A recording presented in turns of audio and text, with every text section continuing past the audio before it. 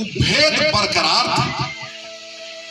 लड़का लड़की में भेद हम उसको मिटाना चाहते हैं। अर्जक संघ इस देश में समता मूलक समाज की स्थापना चाहता है और इसके लिए जब तक सांस्कृतिक क्षेत्र में परिवर्तन नहीं होगा, हमारी संस्कृति में परिवर्तन नहीं होगा, तब तक हम ये व्यवस्था लागू नहीं करेंगे। नमस्कार, मैं गया बोधिया से राजेश कुमार। ज्ञान और मोक्ष की भूमि पर एक नई पहल देखने के लिए इस लॉकडाउन में मिल रहा है। शादियां खूब जोरों पर हो रही है, लेकिन उसमें पंडित जी के मंत्रों के साथ शादी संपन्न होती है। लेकिन गया जिला बोधिया के क्षेत्र में चेरकी बिशुनपुर गांव में सलोनी कुमार और छोटे लाल कुमार ने शादी की, लेकिन भारतीय संविधान के शपथ लेकर की।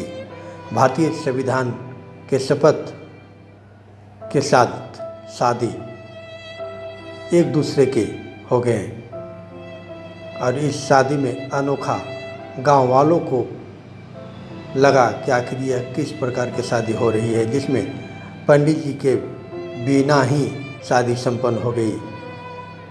उन लोगों का यह कहना है कि भारतीय संविधान का जो विचारधारा है, बाबा साहेब अम्बेडकर की जो विचारधारा है, उस विचारधारा के साथ हम देश की जनता को जगा रहे हैं। खास करके जो बहुजन समाज के हैं, ओबीसी के लोग हैं, उनको जगाने के लिए, उनको समझाने के लिए कदम उठाया गया है कि बिना पंडित, बिना ब्राह्मण की भी शादी की जा सकती है। यह शादी भारतीय संविधान के शपथ लेकर हम कर सकते हैं। जिस प्रकार राज्यसभा और विधानसभा और लोकसभा में जिस प्रकार शपथ लेते हैं, भारतीय संविधान के शपथ लेते हैं, गोपनीयता के शपथ लेते हैं, उस प्रकार दूल्हा दुल्हन के द्वारा शपथ लिया गया। शपथ लेने के बाद शादी हुई, लेकिन इसमें दूर दूर तक किसी पंडित जी के मंत्र का उच्चारण नहीं हुआ, नहीं उनकी तरफ से उनका किसी भी प्रकार का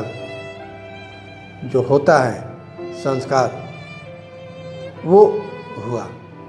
लेकिन इस पूरे प्रकरण में समाजसेवी नेता, बहुजन के नेता राघवेंद्र प्रसाद यादव जी का अहम योगदान रहा। राघवेंद्र प्रसाद यादव गांव के लोगों को विचारधारा के पाठ पढ़ाते हैं। ललित सिंह यादव की विचारधारा, जगदेव प्रसाद, बाबा साहब अम्बेडकर के भारतीय संविधान के बारे में और तमाम बहुजनों पर उनका अपना योगदान रहा। समाज से के तमाम लोगों को वो जोड़ जोड़ कर चलते हैं और उसी का कड़ी में यह शादी संपन्न हुई, जिसमें हजारों लोग भी शामिल हुए।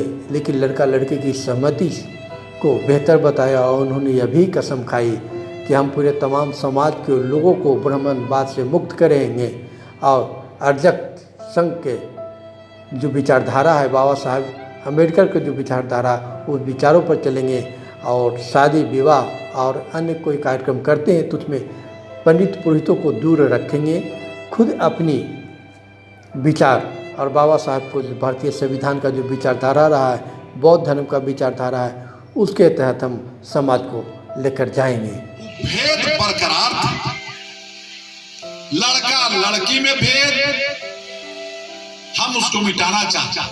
अर्जक संघ इस देश में समता मूलक समाज की स्थापना चाहता है और इसके लिए जब तक सांस्कृतिक क्षेत्र में परिवर्तन नहीं होगा, हमारी संस्कृति में परिवर्तन नहीं होगा, तब तक हम ये व्यवस्था लागू नहीं करेंगे। जैसे बहुत सा लोग कह रहे हैं हमको,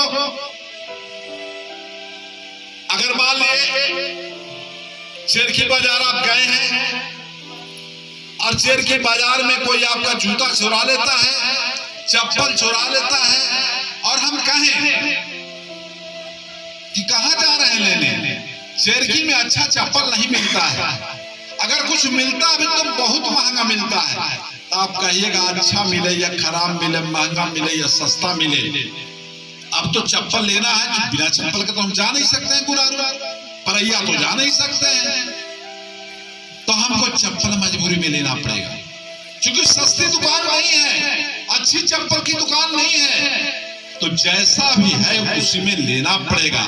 इसीलिए इस देश में महापुरुष बहुत पैदा लिए, ब्राह्मणवाद का विरोध किया उन्होंने, कोई शक नहीं, पूरा हमला किया, लेकिन सांस्कृतिक परिवर्तन में राह में कोई संगठन नहीं बनाया, कोई दिशा नहीं दिया।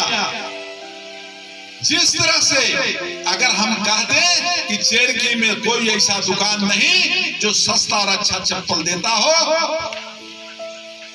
तो कोई मानने वाला नहीं। हमको बताना होगा कि आप चप्पल यहाँ नहीं लीजिए, चप्पल वहां जाके लीजिए, वहां सस्ता मिलता है, अच्छा मिलता है, तो उस दुकान में जाएगा। अगर हम नहीं बताएंगे